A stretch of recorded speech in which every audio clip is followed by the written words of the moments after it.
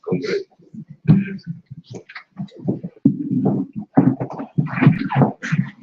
Buenas noches. Vamos a dar inicio a esta presentación. Les voy a leer un texto muy breve. En 1926, Manuel Gómez Morín escribió en 1915 un breve ensayo en el que hacía una reflexión histórica y ontológica sobre aquel año. La guerra fratricida detuvo el contacto intelectual exterior, razón por la que dice Gómez Morín: tuvimos que buscar en nosotros mismos un medio para satisfacer nuestras necesidades de cuerpo y alma. Empezaron a inventarse elementos sustitutos de los antiguos productos importados. En esta tarea, Antonio Caso labraba su obra de maestro abriendo ventanas espirituales, imponiendo la supremacía del pensamiento y con ese anticipo de visión propio del arte en tono con más hondas corrientes del momento. González Martínez recordaba el místico sentido profundo de la vida. Herrán pintaba a México. López Velarde cantaba un México que todos ignorábamos viviendo en él. 2015, un año en el que desamparo espiritual reina, el dolor permanece, las breves páginas, pero de contenido potencial, de ideas fuerzas, que Gómez Morín enunció en El Horizonte de 1927, nos obliga a leer y releer 1915, con la esperanza de proyectar un horizonte con certeza, como el que Gómez Morín distinguió como una responsabilidad que debía asumir su generación, la generación de 1915 de México. Como pequeña pero vital contribución, el Centro Cultural Manuel Gómez Morín ha reunido a unos cuantos miembros de la generación del 2015, provenientes de todos los rumbos. Si bien hombres separados por muchos años, parece que no, pero que comparten un mismo impulso inefable, de una inquietud peculiar, de ciertas maneras profundas de entender y valorizar la vida y de plantear sus problemas. En una especie de unidad biológica superior, trascendental, una consanguinidad espiritual que se manifiesta lo mismo en las semejanzas que en las diferencias. La tarea ahora de nuestra generación es descubrir que México existe, un México nuevo que hay que construir para dar respuesta al dolor humano que ha provocado el mismo hombre, desde el método, la técnica, medio objetivo que Gómez Morín ofreció para resolver los problemas nacionales. Es hora, entonces, de evitar ignorar el México que vivimos. Ahora más que nunca exijamos una definición tan urgente, necesitada, como la que expresó Manuel Gómez Morín en 1927. En 1996, en el marco de la celebración del centenario de su nacimiento, que fue en 1897, en esta biblioteca, lugar de morada de los libros que Gómez Morín reunió a lo largo de su trayectoria vital, se realizó el ciclo de conferencias La Revolución Cultural de México de 1915. En aquella ocasión participaron Enrique Krause y Carlos Cartillo Peraza. Ahora, casi 20 años después, estamos celebrando el centenario del año de 1915, nuevamente con el encuentro La Revolución Cultural de 1915, segunda parte. Gracias.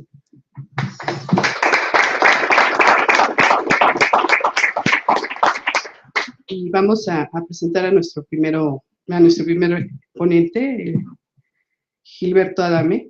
Él es licenciado de la Universidad Nacional Autónoma de México, obtuvo la patente de aspirante a notario el día 22 de julio de 1995 y la patente de notario el día 17 de octubre del mismo año. Actualmente es presidente del Colegio de Profesores de Derecho Civil de la UNAM. En el ámbito docente es titular por oposición de las cátedras de Sucesión y Familia en la misma universidad y de la Cátedra de Sucesión en la Universidad Iberoamericana. Es autor del libro Antología de Académicos de la Facultad de Derecho.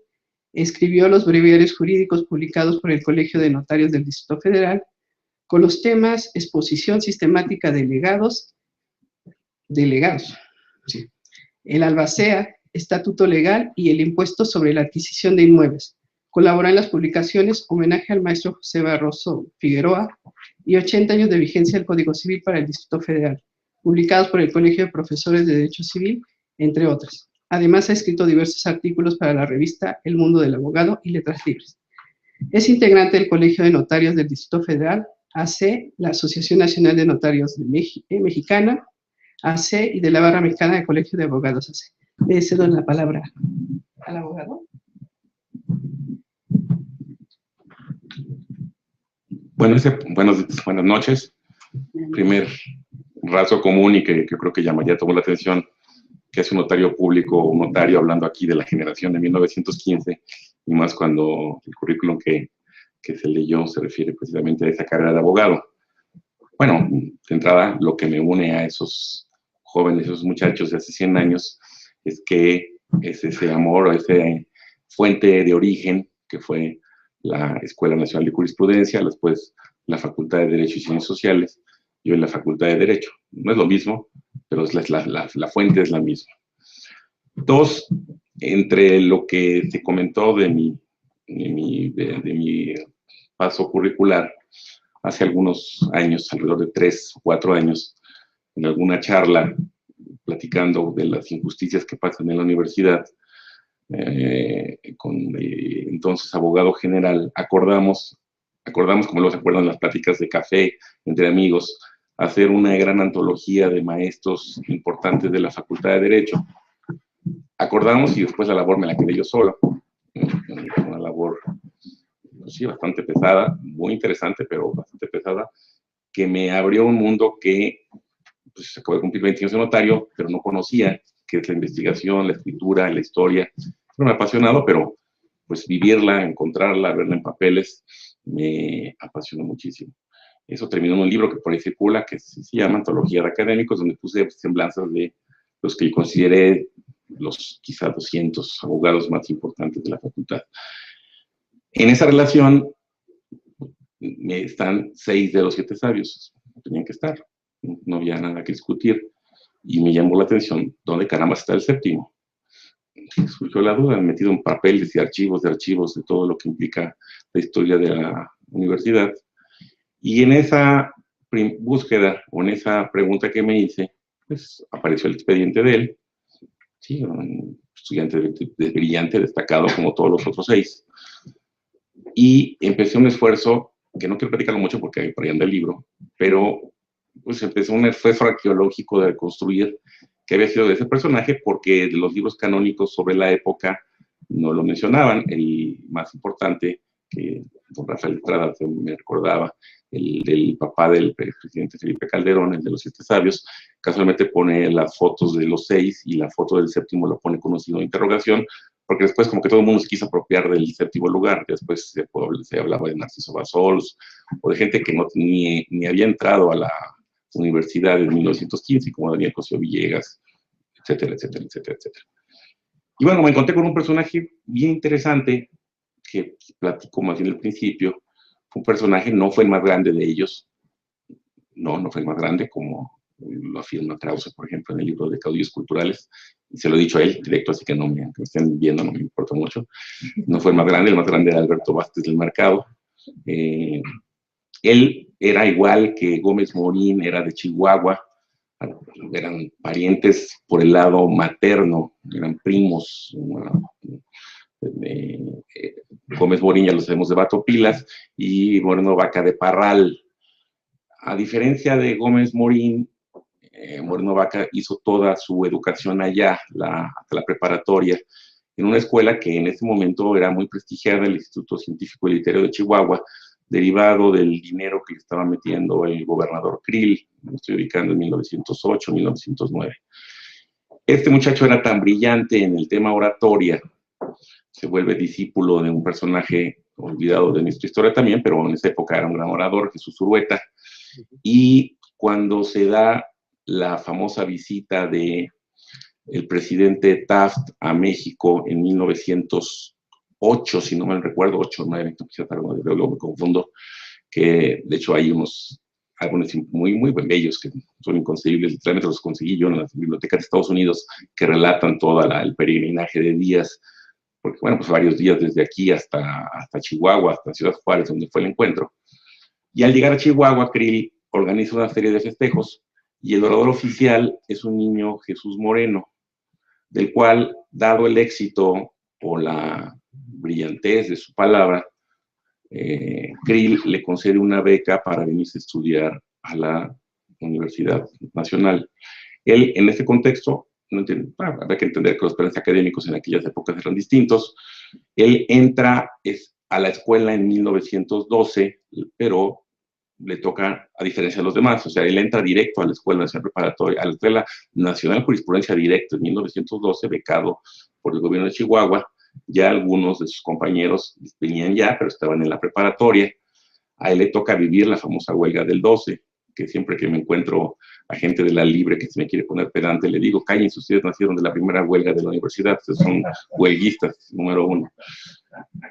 Y Moreno Vaca nos sumó a la huelga, él está 13, 14, 15, y aquí, con el respeto, porque admiro muchísimo a don Manuel Gómez Morín, no fue el primero en recibirse de la generación, fue Moreno Vaca, obviamente, porque entró primero. Gómez Morín entra en 15, hay que reconocérselo, entra en 15. En la 15 están los 7 sabios juntos y llegan a coincidir en materias varios de ellos. Y, obviamente, bueno, el Moreno Vaca sale de la escuela en 1917. Esa salida de la escuela le genera circunstancias particulares porque él al año siguiente se casa, su padrino de bodas, ya lo tengo identificado, no es en el libro, entonces por eso lo comento, entonces las cosas que siguen saliendo, porque es un personaje que no puedo olvidar, es Antonio Castro Leal, y él ya casado y con hijos que en esa época pues llegaban rápido, familias grandes, pues está pensando, a diferencia de estos jóvenes que siguen en la universidad, en estar en los estudios o en el tema estudiantil, en organizar la universidad, pues está pensando en comer. Y pues le pasó lo que pasa, grandes historias en la historia de México, tomó el bando equivocado, ¿sí? No quiero platicar más de qué pasa porque su vida acabó en una tragedia. No murió en 1923, como también mal dice Krause, muere en 1926 y derivó un escándalo mediático su muerte que se lo comió después la historia. Pero ahí está. Voy a decir esto, en 1923, si uno abre un periódico de esa época, Jesús Moreno Vaca, en ese momento quizá era de los más famosos de los 7. Bueno, sí se mencionaba a Gómez Morín, pues el director de la facultad, pero en ese momento como Moreno Vaca estaba en una posición de la judicatura muy importante y era en la época de los famosos juicios orales en los que había un jurado popular y pues los jueces eran motivo de mucha observar, de estar preguntando, etcétera, etcétera, etcétera. La historia acabó en un libro que está por ahí y bueno, no lo platico más. Ese es un punto que quería comentar. 2, ¿qué me produce a mí esta generación de 1915? Bueno, pues quisiera nada más, para no robar el tiempo y dejar platicar a los compañeros del podio. Primero, lo que la distingue de su generación anterior es su honda vinculación en la Escuela Nacional de Jurisprudencia. Es decir, yo estoy convencido que esta generación de 1915 nace en la Facultad de Derecho, para hablar el lenguaje de hoy, no a diferencia del Ateneo, que nace principalmente en la casa de Antonio Caso, el maestro, o en la Escuela Nacional Preparatoria, ni en los contemporáneos, que nace fuera del aula. La generación de 1915 es un producto natural de la Escuela Nacional de Jurisprudencia. Sus integrantes más destacados fueron abogados, pues, todos, aunque tuvieran otros intereses. O sea, me queda claro que Castro Leal era el de ellos y que el primero empezó a sonar, lo percibo a veces a Castro Leal como el hombre del grupo sin grupo, porque él tenía grupos antes, tenía mucho contacto con Pedro Enrique Sureña, con Alfonso Reyes, formando esta sociedad hispánica con Manuel Toussaint y Alberto Vázquez del Mercado. Y si uno lee después su correspondencia, que es lo único que mantiene correspondencia al momento conocida, por ejemplo, con Alfonso Reyes o Enrique Sureña, pues esos temas son literatura, está hablando de literatura, no a diferencia de lo que pasa con todos los demás que estamos interesados en las instituciones, en las cuestiones jurídicas, en el reconstruir un país destrozado por la revolución. Al término de la primera década del siglo XX, Justo Sierra se propuso fortalecer el rigor teórico en la enseñanza de la ciencia jurídica. Una vez que fue nombrado ministro de Instrucción Pública y Bellas Artes, decidió modificar los programas de estudio, redujo la duración de la licenciatura de 6 a 5 años y sugirió que se pusiera un mayor énfasis en la responsabilidad social y política de los futuros abogados. También por iniciativa tuya, la escuela se ubicó en San Ildefonso y Santa Catalina. Estas transformaciones culminaron con la conformación de la famosa Universidad Nacional el 26 de mayo de 1910, con un núcleo que estaba integrado por la Escuela Nacional Preparatoria, Jurisprudencia, Medicina, Ingenieros, Bellas Artes, y en ese entonces el híbrido que era Altos Estudios. El ingreso a la carrera de Derecho implicaba para los jóvenes no solo la oportunidad de obtener un grado, sino también un ascenso social casi inmediato. Todo ello sumado a la falta de una institución de especialidad en humanidades, hacía común hallar en las aulas de Derecho personas con todo tipo de intereses, oradores, pintores, poetas, escritores y filósofos. Muy poca gente sabe, por ejemplo, que Joaquín Clausel, el pintor impresionista, fue abogado antes de ser pintor. Que hoy conseguir un cuadro de Clausel vale una fortuna, no un escrito jurídico. El primer momento de la revolución, contra lo que cabía esperarse, no afectó radicalmente a la Ciudad de México, por lo que la escuela funcionó con normalidad durante 1911. Fue en 1912, como ya expliqué, que ocurrió la primera crisis institucional. Un nutrido grupo de estudiantes se inconformó contra el director del turno, Luis Cabrera, por las modificaciones que había hecho el sistema de evaluación. El incidente trascendió, pues los alumnos no estaban dispuestos a que se les calificara con exámenes parciales escritos y exigían una evaluación oral única, tal como se había hecho en ciclos anteriores. Qué tontos, ¿no? Bueno, ese es el tema que sigue la libre el día de hoy, ¿no? Te juegas todo en una sola, ahí te juega todo. Una vez que conformaron una comisión de huelga, exigieron la renuncia de Cabrera, pues consideraban que su actitud atentaba contra la libertad de cátedra. A la petición se sumaron también un buen número de profesores. Cabrera, por su parte, argumentó que el conflicto tenía una clara connotación política, pues a través de él se pretendía desacreditar al presidente Madero, por lo que se negó a dimitir. Las presiones de los huelguistas siguieron creciendo hasta que en el mes de julio acordaron con inversionistas y catedráticos la creación de la famosa Escuela Libre de Derecho. Entre tanto, en la entrada de la escuela se colocó un letrero que hacía saber que los promotores de la huelga habían sido expulsados. A consecuencia del paro, la nómina de alumnos disminuyó sensiblemente. Además, la apertura de la Libre dio pie a que muchos maestros de prestigio se pasaran del otro lado. A pesar de esos sinsabores, para 1913 jurisprudencia fue recuperando su prestigio gracias a la confusión de un claustro docente serio, puntual y exigente, con un alumnado comprometido. Todavía por ahí andaban en esa época 13, Martín Luis Guzmán, Reyes todavía, al principio, muy al principio, pues se sale corriendo, después de la muerte de su papá y que lo quiere hacer secretario particular Huerta. Pedro Enrique Sureña todavía estudia con ellos hasta el 14, de hecho Castro Leal es el que le ayuda a sacar el título. Bueno, entonces, en 1913, aún a pesar de la decena trágica y sus consecuencias, en mi opinión, derivado de esta decena trágica, se detonan o podemos encontrar tres tipos de estudiantes y maestros universitarios.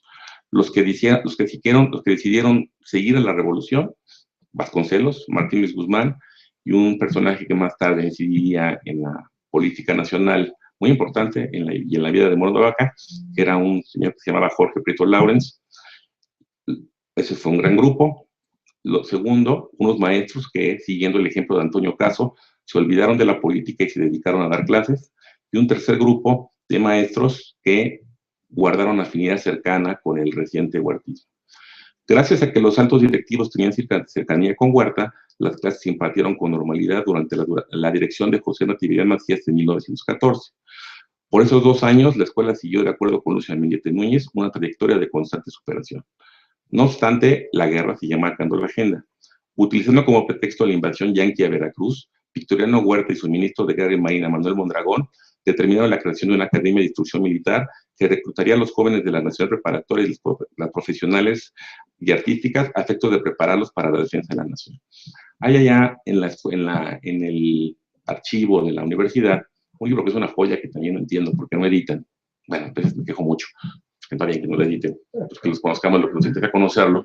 Donde están, es un libro de firmas, autógrafos que dejaban los alumnos, que es un pensamiento que dejaban los alumnos al dejar la Escuela Nacional Preparatoria.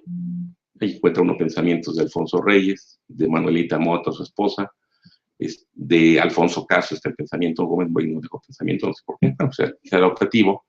¿Sí lo dejó? Yo no, bueno, pues, yo saqué copias, pero bueno, tú lo que lo conoces, estás de acuerdo conmigo que es una belleza ese libro y no se lo prestan a cualquiera, además. Y hablando de esta militarización, está un pensamiento de Enrique de Lumeo, miembro también de esta generación de 1915, su pensamiento es textual. La Escuela Nacional Preparatoria se manchó de sangre con la militarización. Es decir, ahí hay un peso específico porque a los estudiantes se les puso un fusil, tenían que tomar clases de militares no con el pretexto de salvar a la patria, pero más bien Huerta pensando en lanzarlos contra la revolución de Carranza. No obstante, como ya decía, esa guerra marcaba la agenda. A la caída del gobierno huertista, se decidió que todos los centros de estudio fueran clausurados hasta que las circunstancias militares del país permitieran su reapertura. La gran plantilla de maestros huyó. Nemesio García Naranjo, Roberto. Es curioso porque todos les dieron comisiones. Entonces, si uno, pues, sus currículums, todos les dieron comisiones para estudiar ingeniería en París, etcétera, etcétera. Comisiones pues, que terminaron en un exilio que terminó en Estados Unidos o en Cuba. Querido Moeno, todos esos maestros salieron. Y a la caída del gobierno huertista se decidió que todos los centros de estudio fueran clausurados hasta que las circunstancias militares del país permitieron su reapertura. Al año siguiente, en 1915, la situación fue estabilizándose en razón de que no había un gobierno cierto y por el recelo evidente hacia el huertismo. Muchos profesores simpatizantes del Chacal decidieron huir del país con aparentes comisiones de gobierno y los alumnos quedaron al amparo de maestros con poca experiencia o recién egresados. En ese contexto tan poco favorable, se dio con el ingreso a la escuela de Manuel Gómez Morín, es decir, el más joven, eso sí, correcto, el más joven de los 7, la conformación del llamado Grupo de los 7 Sabios. A pesar de su juventud, mantuvieron siempre su atención enfocada al estudio y una actitud de respeto a la autoridad, que es un rasgo también a destacar de esta generación, a pesar de que no había una autoridad propiamente dicha. De 1915 a 1920, la escuela funcionó en una aparente normalidad. Pongámonos yo pongo en la posición de los zapatos de estos muchachos, y por eso me adoro esta generación, porque, bueno, imagínense tomar clases con balazos en la calle. Estábamos hablando de que entraba la Tila del Sur y luego tenían que salir. Todo eso en 1915 así se vivía en el centro de la Ciudad de México. Y así, a pesar de eso, los cursos de 1915 se dieron a cabalidad. Además de la consecuencia de estos sucesos y a la falta de personal docente, se promovió que los universitarios más aptos, entre ellos los sabios, impartieran clases de niveles inferiores, iniciando así la forja de su conciencia social. Es importante aquí que los ubicamos a varios de ellos, tanto dando clases en preparatoria como en la famosa Universidad Popular fundada por el Ateneo, y que es un hecho indudable, que son esta generación de 15 la que la lleva a su buen término hasta 1920, cuando cierra por la famosa extensión universitaria. Ahorita aquí le veía de todas las joyas que siempre nos encuentra en esta biblioteca el diploma de constancia como maestro de Gómez Morín, que expidió la extinta Universidad Popular. Más allá de eso, las ambiciones intelectuales de los jóvenes fueron extendiéndose en los pasillos de la Escuela de Jurisprudencia, los cafés que se encontraban en sus inmediaciones, por lo que el barrio universitario se convirtió en un vivo foro de discusión literaria, filosófica y política. A pesar de su indudable seriedad formativa, la conducta de los alumnos no fue siempre intachable. Es decir, a veces también, y eso lo saco a colación porque tendemos a sacralizar a los personajes, híjole, 1915, entra uno a ver allá a la Biblioteca de México, la biblioteca de don Antonio Castro Leal, y dice, caramba, el señor debe ser un erudito. No, eran jóvenes también, como fuimos todos los que estamos aquí en esta mesa, y ahí, revisando las actas universitarias, se encuentra unas cosas muy curiosas. Hay un caso muy simpático que lo relato rápido. En 1916 ocurrió un incidente que involucró también a estudiantes de la Escuela Normal para Maestras. Según lo que consta en las actas administrativas, el 24 de marzo tuvo lugar en el aula magna Jacinto Pallares una reunión en la que las normalistas solicitaron la cooperación de los muchachos para crear un fondo con el cual pagar la deuda externa y crear un banco único, algo que después retomaría Gómez Morín. Uno de ellos, Adalberto Gómez Jáuregui, respondió que ninguno tenía recursos para aportar. Ambos grupos discutieron opciones durante un buen rato sin ponerse de acuerdo, hasta que un alumno dijo que no se lograría recaudar una suma digna de la institución, pues en ella había muchos reaccionarios. Una de las señoritas respondió que ellas también eran reaccionarias, lo que generó risas y chascarrillos entre los aspirantes abogados. Aunque el asunto no fue de gravedad, una noticia parecida en el Demócrata lo magnificó al grado que el rector se vio forzado a intervenir. Como conclusión de este embrollo, se dio la renuncia del entonces director Juan N. Frías y se organizó un banquete para animar asperezas con la normal, al que acudieron la sociedad de alumnos en 1916 y la afamada, la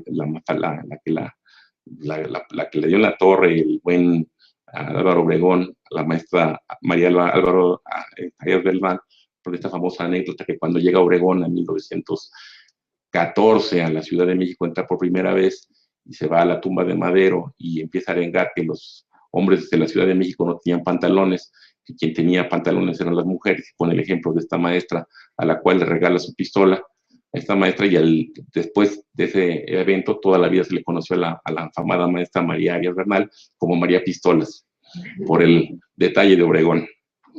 Cuando Venustiano Carranza se afianzó en el poder, buscó el apoyo de los universitarios y abrió la promesa de la autonomía para la casa de estudios. Además, gracias a este acercamiento pudieron terminar sus estudios sin balazos en la calle. Ello fue un aliciente para que muchos alumnos de jurisprudencia se movilizaran políticamente, aunque el proyecto carrancista no llegó a buen puerto. Tengo la impresión, y eso lo dejo quizá también a la consideración, si bien es cierto, esos muchachos de la generación de 1915, algunos colaboraron con el rector José Vasconcelos, y de hecho, bueno, hay una amistad personal, no siento a esta generación de 1915 una generación como las posteriores, las de 29, etcétera, etcétera, etcétera. No es una crítica, quizá aquí había en ellos una actitud crítica, y no los siento empapados o efervescentes de vasconcelismo. Sí de respeto al maestro, pero no de fervor. Y tal es así que Castro Leal colabora un poco y se sale del país en 2021, que tiene alguna disposición. Gómez Morín está un rato y, bueno, luego está en sus labores de la dirección de la facultad. Lombardo Toledano en 22-23 tiene un pleitazo junto con Alfonso Caso, que rompe todo tipo de relación con este problema de la escuela preparatoria. Que, bueno, es un criterio más, un punto más que destacó esta generación 15. Y para terminar, los años venideros constituyeron un momento de reestructuración de la plantilla docente universitaria que fue posible gracias al apoyo incondicional de los exalumnos, y en particular Gómez Morín y Toledano, cuyo principal fue agradecer a su alma mater. Es decir, destaco después de esta generación, en particular ya hablando de Gómez Morín, que siempre fue un agradecido con la universidad. Es decir, basta revisar los archivos de esta escuela, donde vamos siempre a ver un Gómez Morín comprometido con la universidad. Okay. Bueno, por el momento eso es todo. Muchas gracias.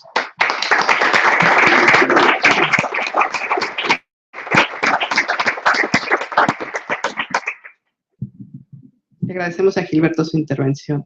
Y pasamos ahora a la exposición de Carlos Castillo. Él nació en la Ciudad de México en 1978. Es director editorial de Cooperación Institucional en la Fundación Rafael Preciado Hernández, donde también se desempeña como director de la revista Bien Común. Desde 1998 y hasta la fecha ha publicado artículos de crítica literaria, de artes plásticas y de opinión pública política. Es que me traiciona mi tema.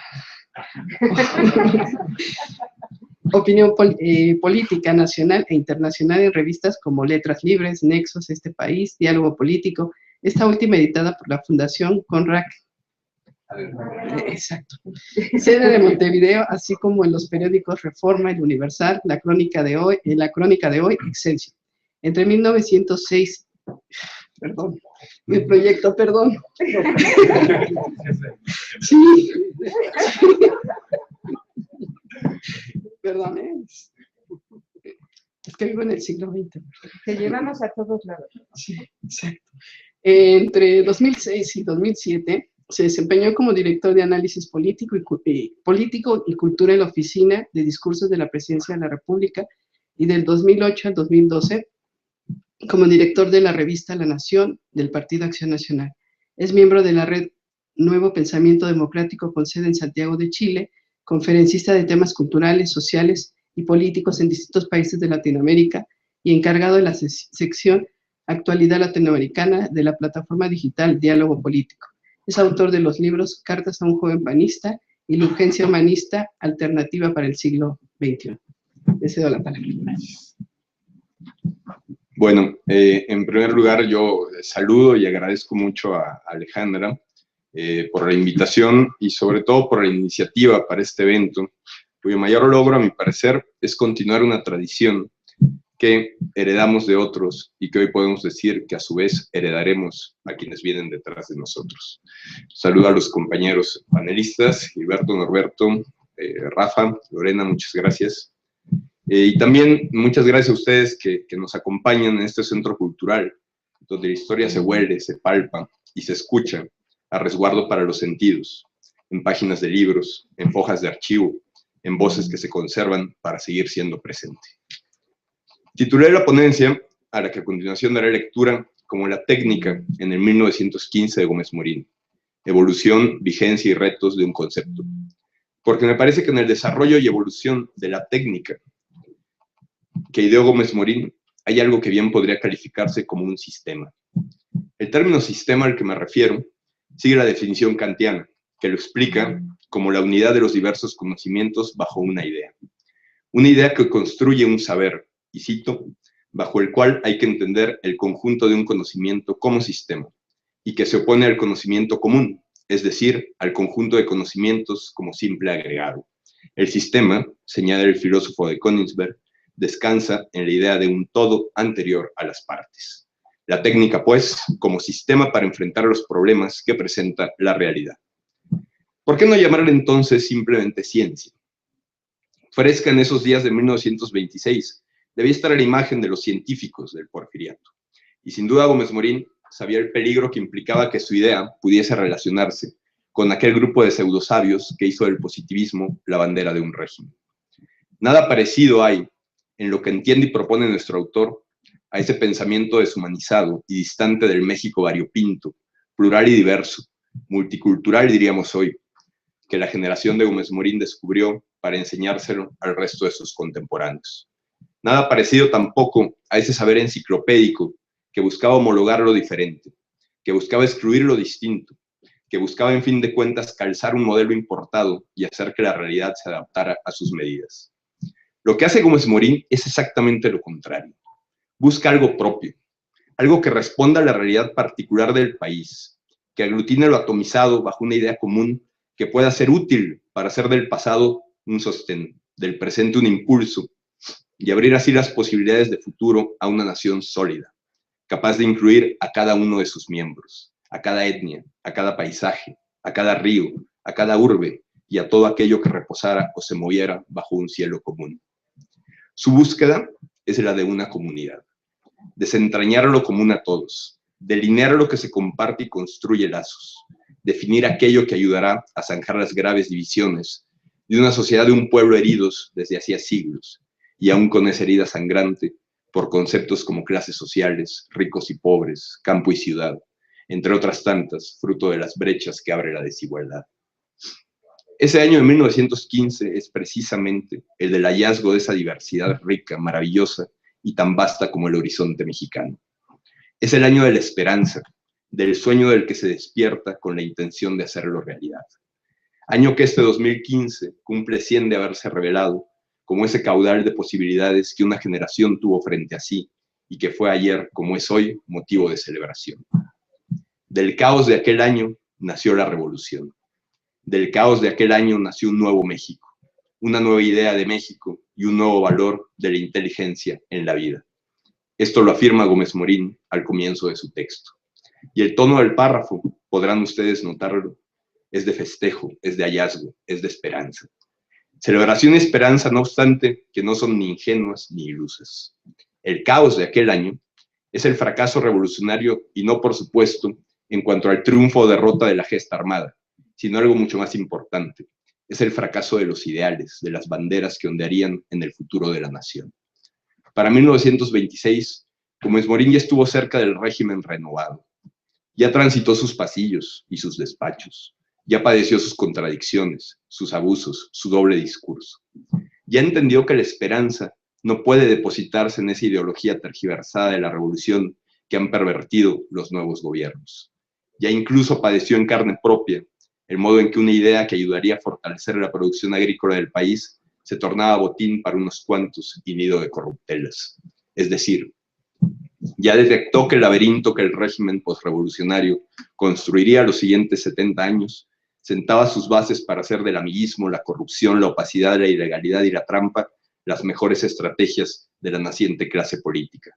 Y cuando estos antivalores se instalan como pilares de un régimen, esto es, cuando el espacio está reservado no para el más capaz, sino para el más vival, no para el más honesto, sino para el que pueda sostener la cadena de corrupción, no para el más apto, sino para el más astuto de entre sus pares, cuando esto ocurre, aparece ese otro gran concepto gómez-moriniano, la improvisación.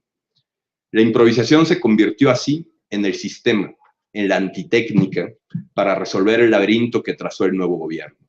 Un laberinto vigente hasta nuestros días y que ya en temprana fecha develó Gómez Morín.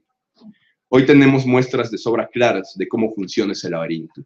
Opacidad, contrato a los amigos, cinismo, balbuceo en vez de ideas, el fracaso de la palabra como instrumento de la política, cuando alguien cuya palabra ya no vale debe recurrir a firmas, a firmar sus compromisos políticos ante un notario. Lo dije o lo pensé.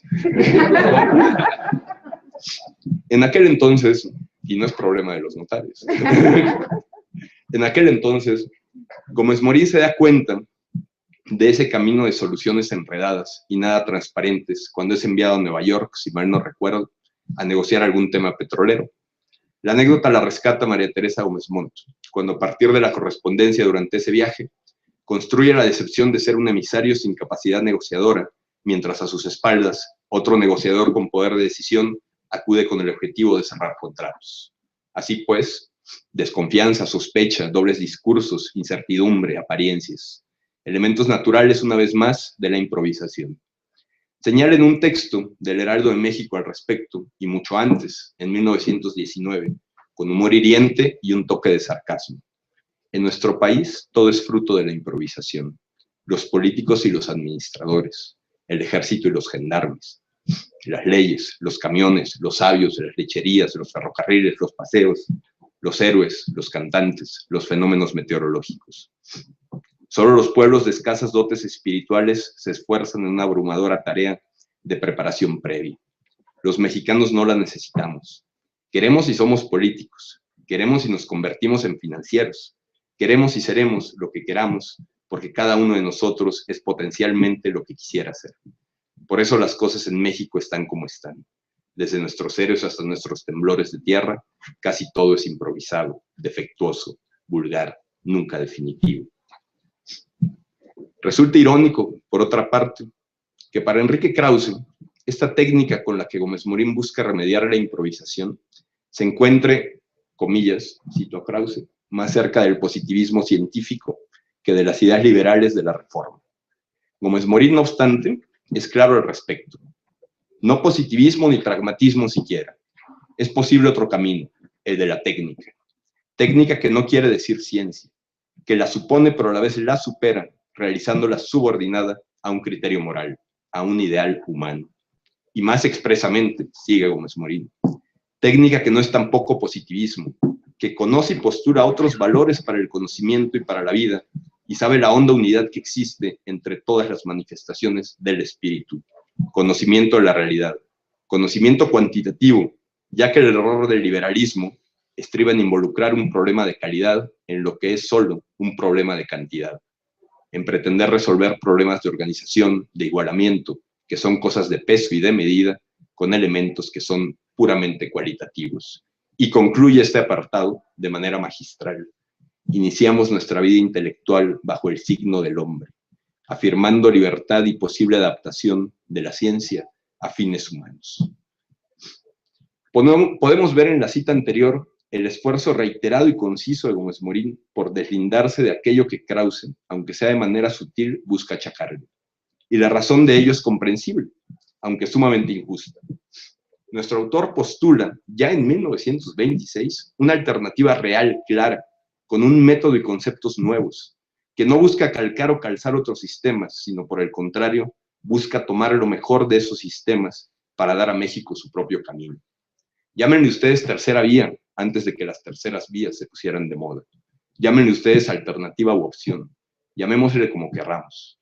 Lo cierto es que hay en el 1915 de Gómez Morín un camino no transitado, una propuesta que nadie en su momento había formulado, con conocimiento, con la construcción de un sistema, con la centralidad de la persona humana como eje. Lo que Gómez Morín propone es el humanismo político, antes incluso de que este término generara raigambre en la historia de las ideas. Entonces, yo entiendo claramente que don Enrique y otros no solo no le perdonen a Gómez Morín la crítica al liberalismo, sino además que tampoco le reconozcan su capacidad de ver más allá de las categorías establecidas, porque es un hecho que quizá nadie más en México ha sido capaz de formular un sistema totalmente destinado a diagnosticar y solucionar de fondo los problemas nacionales. Tanta fuerza y tanta visión de futuro guarda la técnica de Gómez Morín, que alcanza para ser uno de los ejes principales en torno a los cuales se articula el trabajo del Partido Acción Nacional. Técnica bajo la definición de Kant enunciada al principio de este texto, y que es evolución del griego teknikos, que significa habilidad para hacer algo, pero que Gómez Morín adopta como solución al otro gran concepto de 1915, que es el del dolor evitable. Con este arsenal sistémico, con esta gran idea y esta gran estrategia para ponerla en práctica, luego de 10 años llega la fundación del PAN como espacio para poner en práctica lo definido y esbozado en esta magnífica obra que hoy nos convoca.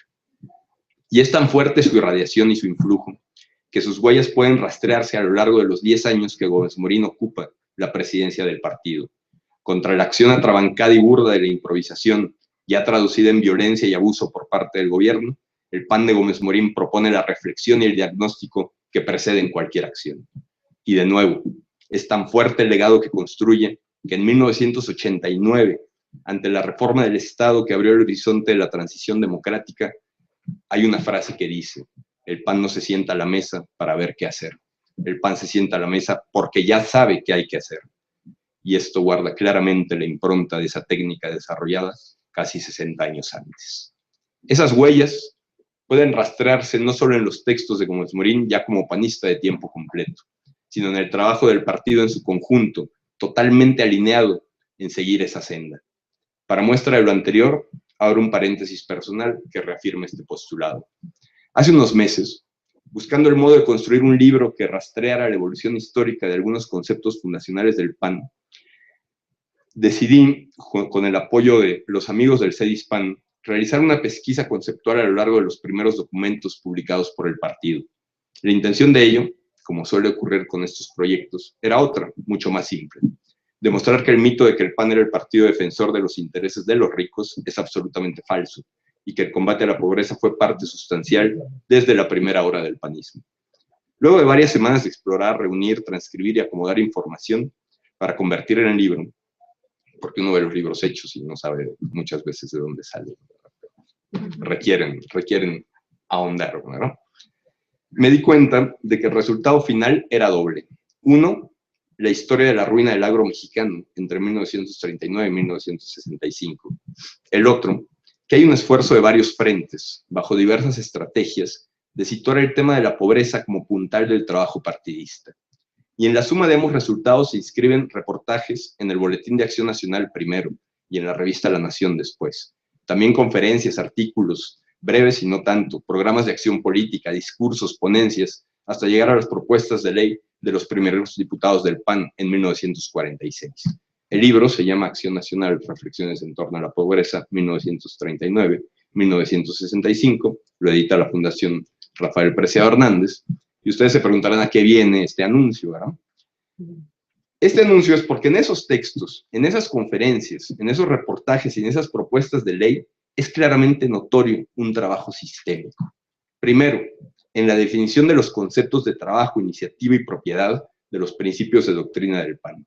Luego, en la construcción a través del periodismo de un diagnóstico general de la situación de la pobreza, tanto en el campo mexicano como en la ciudad. Más adelante, la exposición en conferencias y ponencias de estos hallazgos, la crítica al gobierno por su improvisación y su incapacidad para solucionarlos, y para concluir, ya con las propuestas de ley, la técnica para ofrecer soluciones reales, incluida la solicitud de constituir un consejo de expertos que, sin sesgo partidista ni de gobierno, realizara un diagnóstico real de la situación de la pobreza nacional. La técnica de Gómez Morín subyace en todo este esfuerzo de poner las diversas áreas del partido al servicio de una idea. Su pluma anónima o bajo seudónimo, su asesoría, los términos, las ideas ya esbozadas 10 años antes en ese texto, también incluido en el libro 1915 y otros ensayos, y titulado El crédito agrícola en México, las propuestas para construir un marco legal que diera solución a un problema hoy tan vigente como ayer, todo ello se da cita para alinearse en torno a un solo tema. Y esta suma de esfuerzos es precisamente la técnica como herramienta para la solución de ese dolor evitable. Y así como puede rastrearse el asunto de la pobreza, estoy seguro que puede hacerse lo propio en cuanto al sistema de partidos, a la ley electoral, al municipio, y vayan ustedes a saber cuántos temas más. Siguiendo esa huella de la técnica de Gómez Morín, es decir, tejiendo el legado de ese concepto desarrollado en el 1915, otra de sus manifestaciones, esta mucho más clara, ocurre en 1993, cuando el PAN comienza a tener una serie de victorias electorales inéditas para la oposición mexicana. En ese entonces, el presidente del partido, Carlos Castillo Peraza, decide echar a andar dos proyectos cruciales para enfrentar lo que vivía el país y el partido: la Fundación Rafael Preciado Hernández y la Fundación Miguel Estrada Iturbide. La primera, con el objetivo de desarrollar políticas públicas que reflejaran el humanismo, doctrina e ideología del PAN. Esto es, que aquel gran ideal que acompañó la lucha política encontrara una traducción práctica desde el gobierno, que esas ideas y esos conceptos se manifestaran y transformaran en políticas públicas. Para ello se convocó a Juan Molinar, quien alguna vez me contó que mi padre le dijo: no puedo sentarme a negociar con mi libro de doctrina, necesito políticas que reflejen el contenido de mi libro de doctrina. La Fundación Miguel Estrada Iturbide, por su parte, desde aquella fecha, hace lo propio en la Cámara de Diputados, es decir, se asegura que las propuestas de ley que se presentan a nombre del PAN tengan ese ADN humanista, que es, o debiera ser, el mayor distintivo del trabajo político de Acción Nacional. Y claro, quienes integramos esas fundaciones, somos, de alguna manera, técnicos, esto es, expertos en alguna área, capaces de generar análisis o diagnósticos, de proponer política pública o leyes que sean espejo del humanismo, de honrar esa tradición acuñada por Gómez Morín desde muy temprana hora, y en la que creemos se encuentra el camino para seguir transformando a México para bien. No somos, por otra parte, tecnócratas, es decir, no depositamos en la técnica el absoluto objetivo de nuestro trabajo. Siguiendo con lo mencionado con Krause, en otra época no hubiéramos sido ni positivistas ni científicos porfiristas, sino que por el contrario, entendemos la centralidad de la persona como depositaria y beneficiaria de aquellas propuestas e ideas que formulamos. Porque la gran diferencia entre la llamada tecnocracia y esta aspiración a construir modelos de corte humanista es precisamente la misma que formuló Gómez Morín. Parafraseándolo, desarrollamos nuestra vida intelectual en la Fundación bajo el signo del hombre, afirmando libertad y posible adaptación de la ciencia a fines humanos. ¿Qué pasa entonces cuando esa técnica, no obstante, se separa de su componente humano? ¿Qué hace en ese sentido que caigamos en la tecnocracia, entendida como ese sistema en el que los técnicos dejan su papel de asesoría y consultoría para volverse parte del poder político? Lo que ocurre es un poco lo que vemos en nuestros días, cuando tenemos expertos en todo, y pondré como ejemplo el tema electoral. Tenemos encuestas, opinólogos, redes sociales, operadores de tierra, bases de datos, procesadores, tecnología de punta, y sin embargo, perdemos elecciones. Y esto pasa porque, como bien lo señaló Gómez Morín, no basta con la técnica por afinada y precisa que ésta sea. Hace falta una idea que aglutine todo ello, idea que ya él mismo delineó: el dolor evitable, el ser humano, la persona en sus dimensiones física y espiritual. Así, no solamente es conocimiento de algo lo que se pone en marcha, sino un auténtico sistema, que fue, a mi parecer, la idea original de 1915. 100 años después, la huella de aquel concepto de técnica no solo es posible rastrearse y encontrarse claramente en México. Esa huella sigue siendo ruta y ejemplo, siempre un paso adelante, marcando los derroteros, demostrando su vigencia y su actualidad. Es la labor de las grandes mujeres y hombres, alumbrar como quería Hannah Arendt en tiempos de oscuridad. Esa luz es precisamente la que en medio de un panorama sombrío, como el de aquel tiempo posrevolucionario y como el de nuestros días, inspira, empuja, llena la esperanza y demuestra que el estar hoy aquí reunidos hace que estos faros irradien desde su pasado nuestro porvenir. Muchas gracias.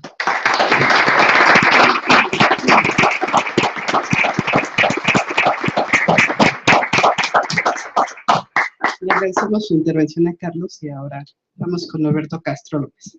Doctor en Historiografía por la Universidad Autónoma Metropolitana. Entre sus publicaciones están Cultura o Subcultura Política en las Comunidades Intelectuales, su título, la novela histórica como espacio de las operaciones simbólicas, y en coautoría conmigo, adjetivación como categoría historiográfica de la Convención de Aguascalientes, que está en prensa, miembro del Seminario de Cultura Política de la Visión de Ciencias Sociales de la UAM, y su línea de investigación es historiografía cultural, historiografía política, novela histórica y cultura política. Le cedemos el micrófono.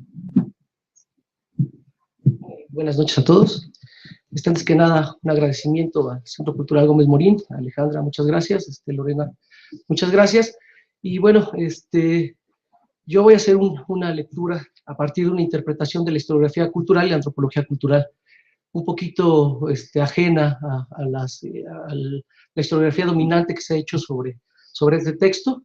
Entonces yo lo titulé 1915, la configuración de una generación con estructura arquetípica. Sin duda, cualquier lector que se haya enfrentado al texto 1915 de Manuel Gómez Morín podrá evidenciar que es un texto complejo. Dicha complejidad es el reflejo de las intenciones del autor por hacer inteligible el espíritu de un tiempo en el horizonte sociocultural de aquellos años. Tarea de alto valor y esfuerzo intelectual, que solo puede ser expresada bajo argumentos minuciosamente pensados y elaborados, como el caso del autor en cuestión. De otra forma, dicha labor resultaría estéril o en todo caso incompleta. 1915, como un texto culturalmente importante, propone la inauguración de una generación que rompe con la anterior por el tiempo y espacio de experiencia en la que se encuentran inmersos y que viven de forma particular. La generación 915, como el autor le enuncia, es entendida con un especial sentido. Cito: la esencia de las generaciones debe buscarse en otra parte, en una íntima vinculación establecida entre varios hombres por la existencia de todos ellos, de un mismo impulso inefable, de una inquietud peculiar, de ciertas maneras profundas de entender y valorizar la vida y de plantear sus problemas. Cierro cita. Por ello habla de consanguinidad espiritual, que desde cierta interpretación nos habla más de una actitud de los hombres que convergen de manera fortuita en un tiempo y espacio.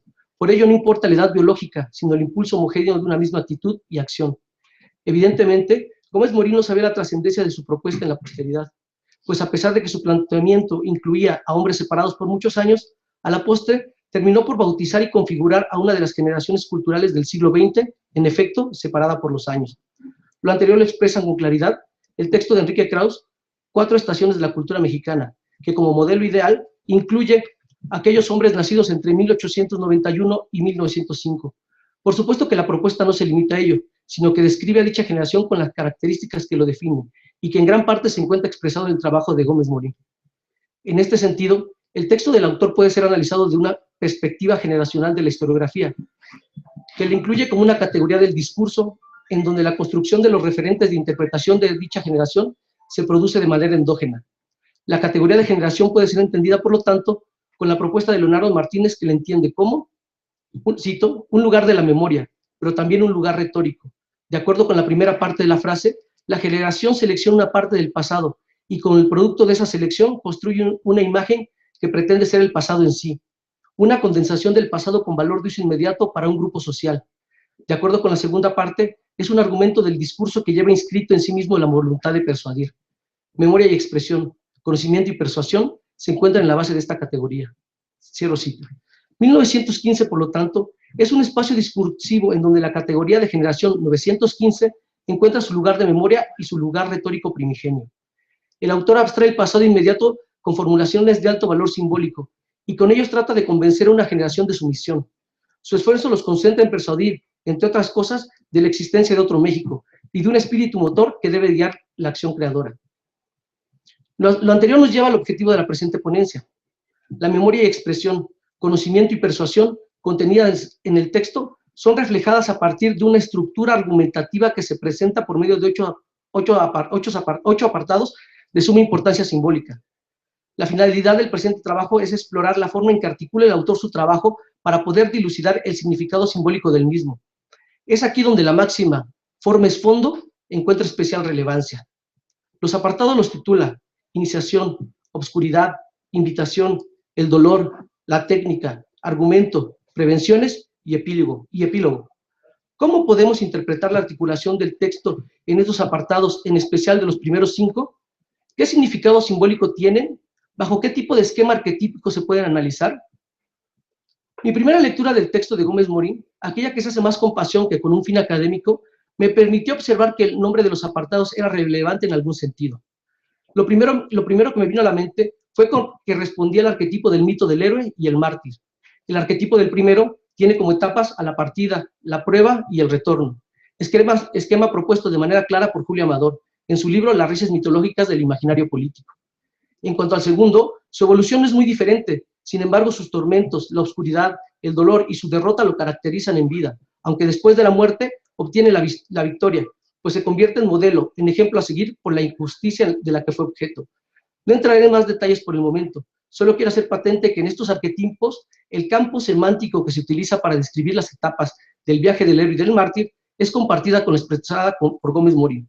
Advenimiento, misión, espiritualidad, llamado, obscuridad, dolor, revelación, mal, bien, pasión, místico, sufrimiento, fe, iniciación, entre otros, son propias de estos esquemas culturales. En un principio me pareció que podría ser una interpretación excesiva de mi parte del texto del autor.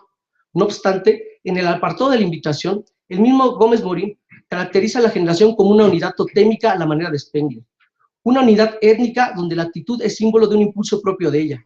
En otras palabras, el arquetipo al que hace referencia es aquel que podemos reducir entre la relación de lo biológico y espiritual. Sin embargo, si seguimos el hilo conductor de la generación como unidad étnica, aquella con identidad propia, aquella que se sustenta en mitos fundadores, aquella que significa su realidad a partir de simbolismos densos que le dan sentido a la vida y que permite reproducir su existencia, podemos entender la estructura argumentativa que siguió. Pero, ¿por qué Gómez Morín opta por esta definición y sigue esta estructura? Evidentemente lo hace por un motivo inaugural, pero que responde a una sensación de abandono de los padres de la generación anterior. Posiblemente hablar de orfandad de esta generación resulta efectivo, pues se reconoce su influencia y legado, y si no es por Antonio Caso en solitario, el abandono sería total. Retomando los motivos desde una postura historiográfica y antropológica, 1915 resulta un año inaugural, y de ahí la iniciación. Iniciación no es lo mismo que inicio, pues el segundo solo expresa un punto de partida. El primero, entre otras cosas, es un ejercicio de autorreconocimiento, saber que se pasa de un estadio a otro, que se tiene una identidad ya en esos momentos ajena a la anterior, y sobre todo, que se ha encontrado la vitalidad. Que existía en México los mexicanos, casi como un grito de plena diferencia. En la ausencia de los maestros, habría que autoconstruirse, reconocerse en uno mismo, y no en base del otro ausente, aunque el otro siempre estará allí, no se puede negar. La iniciación nos presenta también los referentes intelectuales y culturales, una paternidad a la cual se le recriminan sus defectos, sobre todo de ausencia, de su abandono por la migración a causa del desastre de la Revolución. El legado de este padre, la generación padre, no es negada, pero sí exaltado su abandono. No existe el parricidio, es un padre con el que se convive y se le admira. De ahí, de su admiración, de su patria potestad de los primeros años, se retoma la rebelión espiritual y se continúa bajo las bases de una endógena necesidad de reencontrarse, o más bien valdría decir, de encontrarse por primera vez. La generación de 1915, como actor colectivo, comenzaba su ida a la aventura, y esa aventura, como en el arquetipo del héroe, comenzaba por el descubrimiento de sí mismo en un contexto caótico, pero propicio para alcanzar los fines de su causa. Si en la iniciación se efectúa el descubrimiento de un yo, en este caso colectivo, posteriormente se descubren y se experimentan las condiciones adversas, y se descubren porque se hacen conscientes, no porque no las hayan padecido. Para este momento, comienza otra etapa de los arquetipos apelados. Viene la prueba como proceso en donde se tiene que sortear las dificultades, en este caso, de las condiciones del México de 1915. Gómez Morín simboliza estas dificultades y pruebas por medio de la figura de la obscuridad, obscuridad político-intelectual, obscuridad moral y obscuridad espiritual. Estas últimas reflejadas en la violencia y en un racionalismo de corte positivista. La generación 915 tenía que confrontar con el conflicto fundamental de la existencia, de una existencia con hondos defectos sociales, políticos y culturales que corregir. Las doctrinas predicadas, la falta de maestros y disciplinas, el postulado admitido, la retórica polémica, la teoría inventada para explicar un acontecimiento que valía como doctrina universal, y la política sustentada en todas las anteriores, era una de las pruebas por superar. La dolencia que dejaba la oscuridad por la falta de una luz en donde la inteligencia y la crítica profunda gobernara, se convertía en un catalizador que reformaba el espíritu de esta generación en pleno proceso de prueba trascendental. La oscuridad moral, por su parte, se expresaba por medio del corrompido hombre de cualquier clase, cargo, bando, ideología, que encontraba en sus apetitos, poco justificados, la razón para el crimen. La venganza como acción no solo cotidiana, sino también el impulso e instinto que se despierta en el gran campamento que era la República. El caudillo, se puede interpretar, era la figura clave de la corrupción moral, pues su acción era motivada por razones políticos militares que rozaban en la sinrazón. Y las masas, que actuaban por las secretas razones de su corazón, se convirtieron en turba que violentó lo que encontraba a su paso por una profunda ignorancia, pero también, digámoslo, por la lastimosa miseria de tantos años que necesitaba escape por medio de la venganza, que al igual le llegó al agresor como al agraviado. Pero si el caudillo era la figura clave, el funcionario se convertía en la figura que concentraba el defecto mayor de la corrupción moral, pues su condición privilegiada acrecentaba el patíbulo del crimen. No había forma de normar ni valores con que sustentar el orden. La generación de nuevos hombres tenía que sortear la prueba o seguir en la oscuridad de sus condiciones. Pero para poder intervenir exitosamente en la realidad social, el héroe, en este caso la generación, debe primero descender al infierno poblado de sus demonios interiores, señala Julio Amador. Pero ese infierno se vivió desde el Porfiriato, en 1913, y encontró especial significado para el autor en 1915, y le siguió muchos años más. Los demonios interiores ya se habían explicitado, las oscuridades que nublaban la visión. Pero al hacerlos conscientes, al haber librado la lucha, se da la purificación del yo, y la generación inaugurada por Gómez Morín, librado este proceso, pone las energías e intereses concentrados en otras cosas trascendentales, sacar a México de la oscuridad. En la invitación y el dolor, la generación ha regresado del día de la aventura, ha encontrado los referentes con los cuales actuar, y por fin hacer caso de la revelación, de la manifestación de la misión que tienen encomendado los hombres de ese tiempo. El retorno de la generación de las condiciones lastimosas, pero espiritualmente fortalecido, permite por fin reafirmar su yo, porque realmente existe una nueva generación en México, resalta categórico Gómez Morín. Y va tomando contornos precisos una convicción intelectual que depura las anteriores verdades provisionales. Señala el autor, acorde a lo dicho por Ortega y Gasset, una de sus influencias, en el prefacio de la obra de otro de sus referentes intelectuales, Spengler. Cito, mientras la idea de ayer sea corregido por la idea de hoy, no podrá hablarse de fracaso cultural, señaló Ortega y Gasset.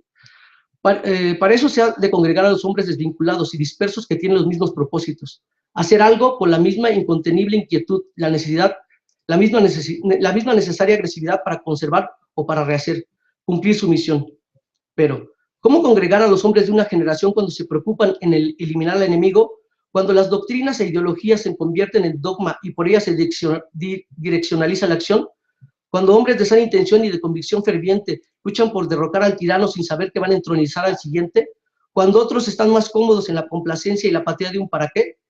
¿Cuál es el criterio de verdad, la guía de la acción y del pensamiento? Y después, ¿cuál es el método y la actitud fundamental para dicho propósito en palabras del mismo autor? De lo primero, el dolor de los hombres es la única cosa objetiva, cito a Gómez Morín, clara, evidente, constante, apunta. El dolor como un elemento significativo que guía el cambio de los hombres para tratar de erradicar su fuente, no como un fin último, señala, pues su propuesta en nada es ingenua e inocente. Bajo el dolor que origina la parte arquetípica de la oscuridad, no de un obscurantismo en donde los hombres todavía no son conscientes de su situación, sino de un dolor consciente, de un dolor del cual ya se ubicaron sus causas, de un dolor que puede ser cuantificado. Esa es la parte objetiva, porque es detectado, asumido y medido el daño que a otros hombres les ha originado. Es la conciencia del dolor que unos hombres le causan a otros, la parte fundamental que ha hecho del retorno un regreso fructífero en este esquema arquetípico de su construcción generacional.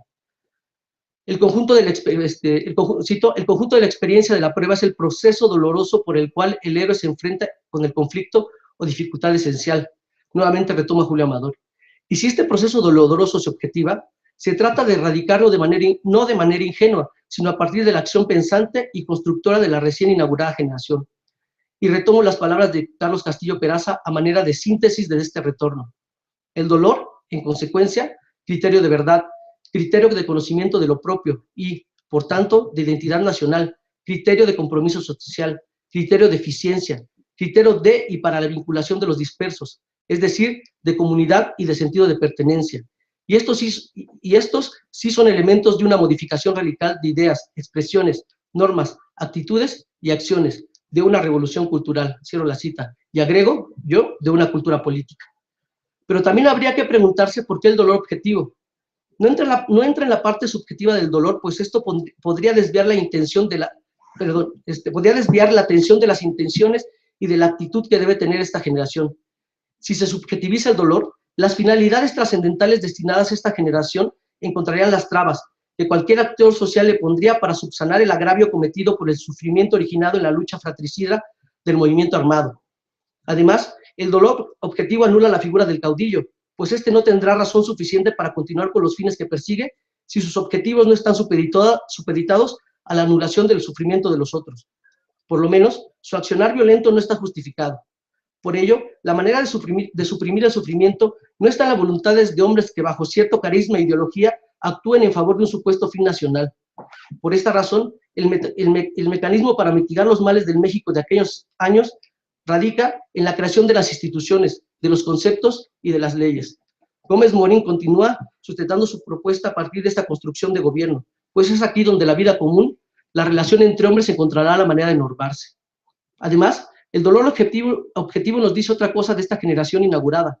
Evidencia su falta de participación directa en el movimiento armado. Sin embargo, no los exenta del dolor vivido como consecuencia de esta lucha.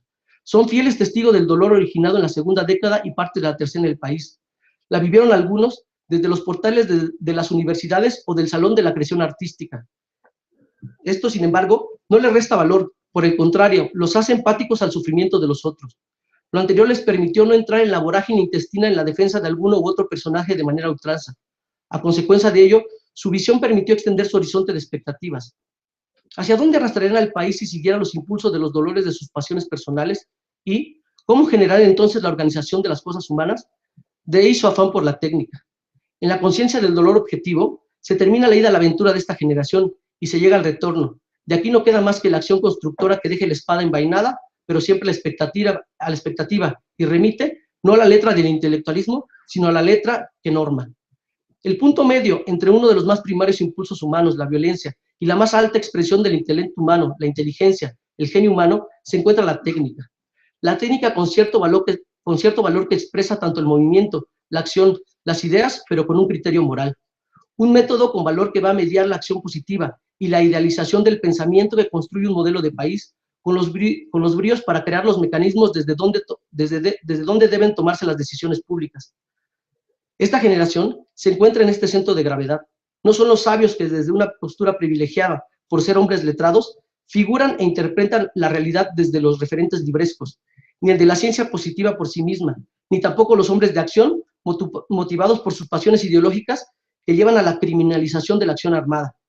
Esta generación congrega las pujantes pasiones de la acción y del pensamiento en un método que los articula. La técnica, institución, ley, inteligencia creativa, materialización del país ideal. Pero la apuesta heroica y de generación no radica en la salvación escatológica de un final feliz, sino la que dejara constancia material, pero con un espíritu vivo dotado por esta generación. La ley y las instituciones como constancia de una victoria nunca culminada, sino progresivamente en reconstrucción. Del éxito alcanzado que solo será otro nuevo principio. Y es aquí donde Gómez Morín al final rompe con los dos arquetipos, pues el papel de su generación no puede terminar en lo contemplativo de la victoria después del fracaso propio del mártir, o del final de los tiempos a la que aspira el hombre, a la que aspira el héroe, en donde el orden y la justicia se conciben eternos. ¿Qué peso y valor tan grande otorga su generación en aquel 1926? A la luz del devenir histórico, del cual tenemos ya una visión más o menos clara, aunque en constante reinterpretación, muchos logros de su generación y de él como actor político, social y cultural fueron proyectados y vaticinados en el texto. Sin embargo, en el horizonte de denunciación de la obra, se nos presenta como una valiente propuesta e idealización utópica en cierto sentido, por las aspiraciones de suprimir los dolores de la miseria y la opresión. Si negamos su carácter utópico, ¿por qué resulta tan vigente su crítica y propuesta en el horizonte de experiencia que nos pertenece, el México de 2015, y hasta la de casi dos décadas atrás, como reconoció Carlos Castillo Peraza en un ciclo de conferencias con motivo del mismo texto? Irónica contradicción, si pensamos las condiciones sociales, económicas, culturales y especialmente políticas en las que ha vivido el país durante lo que va del presente siglo. Ahora ya todo está cuantificado. La técnica en muchos rubros ha gobernado múltiples áreas del quehacer humano. Muchas instituciones proyectadas y materializadas por el autor y su generación siguen vigentes, y algunas son parte estratégica de gobierno y administración del Estado. Ahora hay que voltear la cara hacia el texto para recobrar el sentido desde otro plano. Sí, de la supresión de la miseria cuando existen grandes riquezas, y de la opresión política cuando existen instituciones que norman la vida política, pero más importante aún, del dolor de la lucha fratricida que se extiende en todo el país, del dolor generado por una política pragmática más que ética y moral, del dolor que se genera en cada elección porque la democracia se ha convertido en un producto más del marketing político y cada vez menos sustentada en los altos valores. Reitero, hay que voltear la cara hacia el texto, ahora que muy pocos se dan la mano sin reservas.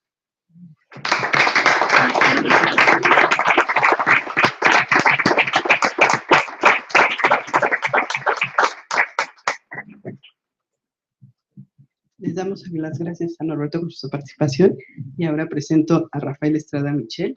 Él es doctor en Derecho por la Universidad de Salamanca, director general de INACIPE, consejero decano de la CNDH, coautor con Alonso Lujambio de Tácticas Parlamentarias Hispanoamericanas. Les cedo la palabra. Muchas gracias. Pues a mí me da un enorme gusto estar, como siempre digo, cuando estoy en este recinto, en un lugar tan mágico, si me lo permiten. Mi lugar en el mundo, si yo pudiera escoger uno, la biblioteca del maestro Gómez Morín. Si uno pudiera nunca salir de la biblioteca de los abuelos, creo que la vida humana estaría mucho más exenta de dolor, por lo menos de dolor evitable. Pero pues hay que salir al mundo, hay que dejar la biblioteca atrás, y hay que optar por la técnica. Vamos a ver con qué se come ese pedazo de cachorro, ¿no? Bueno, me da un enorme gusto también porque Lorena pues, nos ha colocado en la generación de Carlos, en la generación de Norberto, y bueno, pues siempre eso es magia también en un sitio así, porque de tajo nos ha quitado más o menos unos 15 o 20 años, ¿no? Yo te lo agradezco mucho. Pertenecer a tu generación me honra muchísimo. Y además, una nueva magia.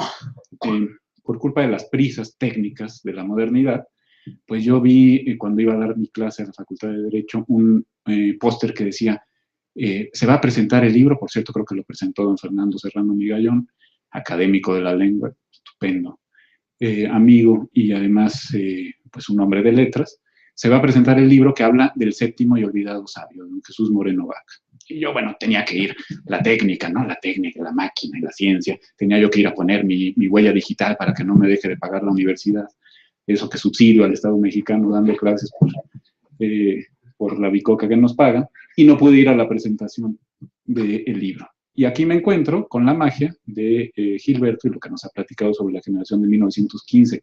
Tampoco sabía que el señor notario es el autor de un libro admirable por todos los conceptos, que es precisamente la recopilación de los académicos de la Facultad de Derecho, un libro que yo, te lo digo abiertamente, disfruté muchísimo cuando llegó a mi oficina, y yo decía, bueno, ¿quién es este señorón que organizó esto? Pues aquí lo conozco y me da muchísimo gusto, además que disfruté mucho lo que dijo. Y bueno, aprovecho que Carlos Castillo ha citado a Hannah Arendt, y no me resisto a decir esto, aunque luego me trae muchos problemas, para recordar aquella idea de Hannah Arendt. A mí Hannah Arendt me cae muy bien porque primero se enamoró de su maestro, y el maestro era pues verdaderamente un impresentable, ¿no? Entonces, la pasó muy mal la pobrecita, etcétera, etcétera, esto todo lo que ustedes conocen, pero cuando habló del perfil de Juan XXIII, del Papa Bueno, lo tituló un cristiano en la silla de San Pedro, ¿no? Como si fuera algo extraordinario que un auténtico cristiano ocupara el solio papal. En el caso de Carlos Castillo, como en el caso de Alonso Lujambio, yo digo sin hesitaciones, un panista en el pan.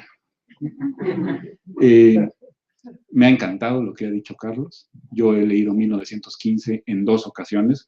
Una vez fue por culpa de Carlos Castillo y la segunda ocasión es por culpa de Carlos Castillo. Y bueno, yo no sé si Carlos Castillo Peraza va a tener un nieto que se llame Carlos, tú ya nos dirás, pero si es el caso, seguramente leeré por tercera ocasión 1915 por culpa de un Carlos Castillo. Bueno, la generación de 1988, quienes nacimos a la vida política en el año 1988, el año, como se ha dicho hermosamente y trágicamente, el año en que votamos en peligro, lleva ya 10 años en el poder.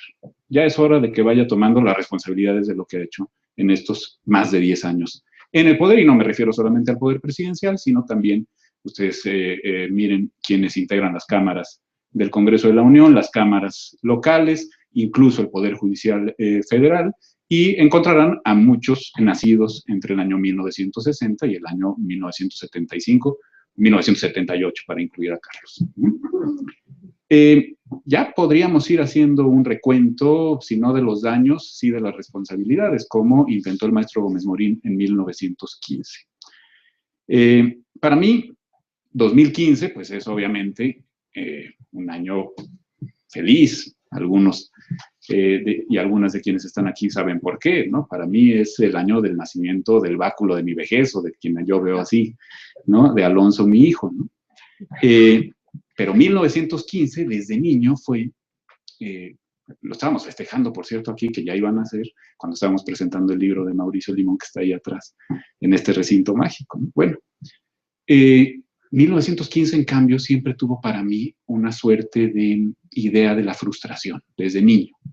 Porque ahí, junto al título de mi abuelito, que firmó el rector Gómez Morín, título de licenciado en Derecho, estaba un libro muy curioso que publicó la editorial Yus y que se llamaba 1915 y otros ensayos. Carlos se ha referido a esto, y yo de niño decía, bueno, ¿y qué se habrá ensayado en 1915? ¿No? ¿Y cuáles serán los otros ensayos? Ya después, con los años, me enteré que pues, contenía otros textos, como la España fiel, como el crédito agrícola en México, ¿no? Todas estas ideas, incluso guadalupanas, del maestro Gómez Morín, y que 1915 era un ensayo en sí mismo. Yo me he permitido escribir un texto que se llama 1915 y otros ensayos frustrados. Y como me tengo que ir a dar mi clase a la facultad, y siendo de la Libre no quiero generar, Gilberto, otra huelga, ¿no? Pues voy a permitirme leerlo, aunque haré algunas acotaciones. No sin antes dedicarlo a la Francia de Péguy, a la Francia de Fauré, a la Francia del Pacto Republicano, a la de Vercingétorix, a la Francia de la aldea de los irreductibles, que resiste ahora siempre al invasor, a la Francia de donde venía don Manuel Gómez Morín, ¿no? En esta hora de dolor que crea, pero de dolor que era finalmente evitable, y que por desgracia no se evitó. Y comienzo con una frase del propio maestro Gómez Morín, en 1915. Mientras los hombres consuman lo mejor de su vida y de su energía en librarse de los más bajos dolores, de la miseria, de la opresión, será imposible que logren alcanzar propósitos superiores e ideales más altos. Yo soy miope y no utilizo lentes por vanidoso, pero creo ver por ahí la poderosa cabeza de Miguel Sarre. Pues esta frase me recuerda lo que ha hecho Sarre con su vida y con su lucha. Mientras no entendamos que quienes están cumpliendo, por ejemplo, una sanción privativa de la libertad, tienen una capacidad espiritual que va mucho más allá de simplemente combatir día tras día la miseria y la opresión, no entenderemos que están, como todos los seres humanos, por nuestra propia dignidad que compartimos con todas y todos, llamados a alcanzar propósitos mucho, muy superiores e ideales más altos. En fin, se me pide hacer una lectura iniciática libre del polvo y la paja de los años de 1915. Bueno, lo primero diré algo evidente. 1915 es el ensayo del maestro Gómez Morín, con que se abre la colección que él mismo dirigió junto con Javier Icaza de los Cuadernos Mexicanos en la editorial Cultura, se publica en el año 1927, así es que de tajo ya inicié asépticamente Ale. Podríamos intentar comenzar entonces a utilizar el bisturí y la quinina, pero me temo que no llegaríamos mucho más lejos. Una lectura de este ensayo, que sea un tiempo aséptica, historiográfica y sin anacronismos presentistas, ¿es posible? Es una difícil empresa, por lo menos muy difícil para el de la voz. ¿Por qué? Porque en 1926 Manuel Gómez Morín, joven escritor, jurisperito, economista lírico como don Daniel Cosío Villegas, economista de oído, hondo conocedor de los arcanos anahuacenses, parece estarse preparando al limón de la erección del Banco de México, del Banco de Crédito Agrícola, instituciones de las que se apartó, como ha recordado recientemente Krause, al verlas corrompidas, para las tres grandes aventuras de su vida. La campaña vasconcelista, la Universidad Autónoma y el Partido Acción Nacional. 1915 y otros ensayos frustrados. ¿Frustración? Parece claro que sí, cuando lee uno las cartas ya de un maestro Gómez Morín, muy posterior, que cruza, como ha sido publicado también recientemente por el Fondo de Cultura Económica, con don Luis H. Álvarez. Los resultados de las tres empresas, a querer o no, condicionan el análisis de lo que quería decir Gómez Morín y de lo que escribió. No resistí, por tanto, la tentación, que no creo contaminante o no totalmente contaminante, de leer a Krause, a García Diego, a Castillo Peraza, a Gómez Montt y a Gómez Romero. Quise comprender más y mejor, irremediablemente academizado como me hallo en el medio del camino de nuestra vida. Los biógrafos me alejaron, como es natural, de mi lectura original. Qué duda cabe, ¿no?, de ello. A mí me es imposible, ustedes van a perdonarme, conozco tus buenas intenciones, Lore, pero me es imposible volver a tener 22 años. Mi personal 915 está perdido sin remedio. Mi viaje hacia Mordor inició hace décadas y no puedo desandarlo aunque todavía tengo el anillo conmigo. Yo sé quién soy, le dijo don Alonso el Bueno a Sancho, y este servidor, con el vino interno agriado y sin posibilidad alguna de volver a llorar lágrimas dulces de ternura, como recordaba el maestro y se quejaba el maestro Vasconcelos, no puede dejar de ser quien es, no puede dejar de venir del sitio de donde viene, pero sí que puede aventurar un análisis crítico, un exégesis que se acerque, con cariñosa técnica, a los arcanos gómez-morinianos. Poseo una primera edición de 1915, ahí se las paso al costo, pero no la voy a traer nunca porque aquí se queda. Por cierto, la creí robada anteayer en un hotel de la Cartagena de Indias, ¿no? Y bueno, estaba yo ya armando un técnicamente muy reprochable San Quintín, hasta que me dijeron, oiga, pero si es que está ahí en el suelo, que no la ha visto, ¿no? Se trata de un regalo navideño de la doctora Cecilia Noriega, tan querida, tan importante, historiadora de lo constitucional, que me hizo en el año 1995.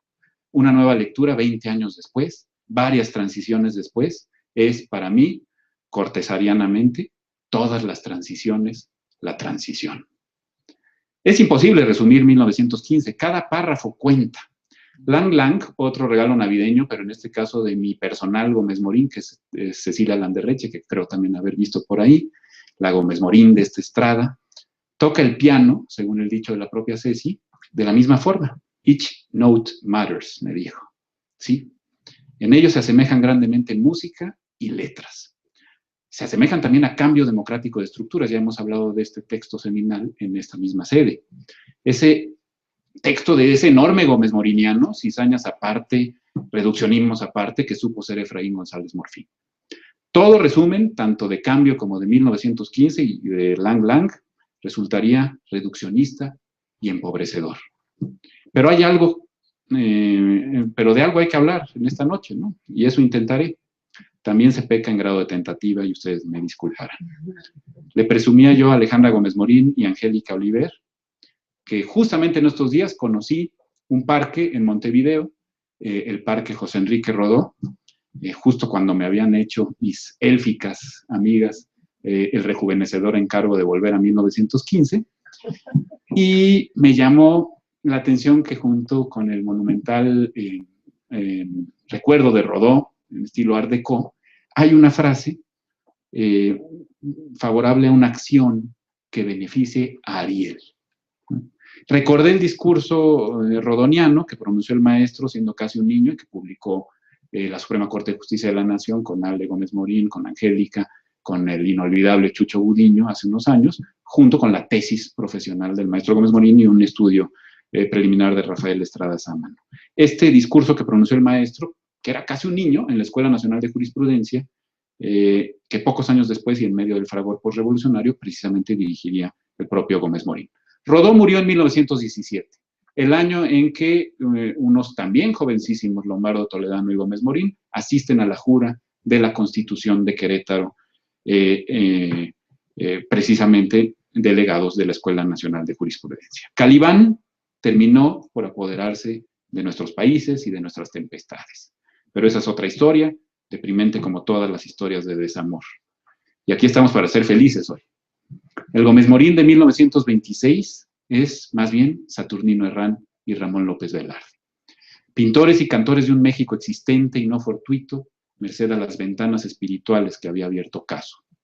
Mejor será no regresar al pueblo, al Edén subvertido que se calla en la mutilación de la metralla, decía López Velarde en el poema que sirvió de epígrafe a Ciudad de México, Vuelta, de Octavio Paz, y también de epígrafe a una carta preciosa del maestro Gómez Morín a don Efraín González Luna, que conocimos gracias a Ale Gómez Morín y a Ana María González Luna, en los 5 estupendos volúmenes que publicó también el Fondo de Cultura Económica. Gómez Morín en 1926 alzaba la voz a la mitad del foro. Ponía su carrera burocrática en riesgo. Había que superar el gravísimo pecado de la indefinición, causa de nuestros males, que había llevado al país a no alcanzar más definición de revolución que la más groseramente tautológica. La revolución es la revolución. Esto ya lo sabía yo.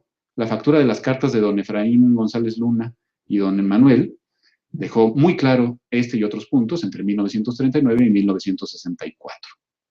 Pero tras mis lecturas desordenadas y gozosas de estos 20 años que corren a partir del año 95, encuentro otras aristas de un Gómez Morín sorprendente. Me llama la atención su cercanía con las tradiciones orientales del dolor, ya Carlos se refería a ello. Sabemos que Vasconcelos leyó, admiró y publicó a Tagore.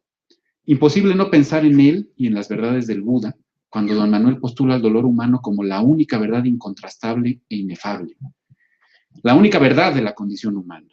Verdad que debemos contrarrestar no mediante el desapego, como las tradiciones búdicas sostienen, sino mediante la acción técnica, la acción generosa que logre eliminar el dolor evitable, el de origen humano. Hay en esto un sendero, un dharma, que no parece ajeno a los afanes del maestro. Difiere, sin embargo, en lo que respecta al apego que experimenta hacia la reconstrucción del país y en la juvenil justificación de la violencia. Gómez Morín justifica la violencia cuando resulta indispensable, como fuente de vida, de redención y de rigor que es. Teología de la Liberación, 40 años antes. En todo caso, al ente individual en su dimensión social, dice don Manuel, no les dable evadirse de la existencia del dolor como determinante de la acción rigurosa y bondadosa. Esta es, puntualmente, la tercera noble verdad del Gautama. La diatriba de Gómez Morín se encamina contra la ciencia, también nos han recordado Norberto y Carlos. Técnica privada de alma, técnica de científicos porfirianos y huertistas. Edgar Morán, sí, Morán, sin acento, apunta una y otra vez sus cañones contra la técnica, pero su concepto de técnica es el Gómez Moriniano de ciencia. Conocimiento simplificador, carente de alma, positivista fuerte, voluntarista y reduccionista, falsedad que se abstrae de la complejidad para erigir monumentos a la autocomplacencia, al onanismo, a la masturbación. Saber sin alma. En este sentido, don Manuel no es, en absoluto, un tecnócrata. Comprende, como hará Morán, nada más que en 1968, la honda unidad que existe entre todas las manifestaciones del espíritu, que estoy citando al Gómez Morín poeta. Música y filosofía, ciencia y pintura, arquitectura y derecho. La honda unidad que existe entre todas estas manifestaciones. Tampoco es un místico Gómez Morín, ¿eh? Vasconcelos no parece su maestro en 1926. Entre 1915 y 1925, la vida ha fungido, lo reconoce el propio Gómez Morín, como mentora sustituta del gran evasor.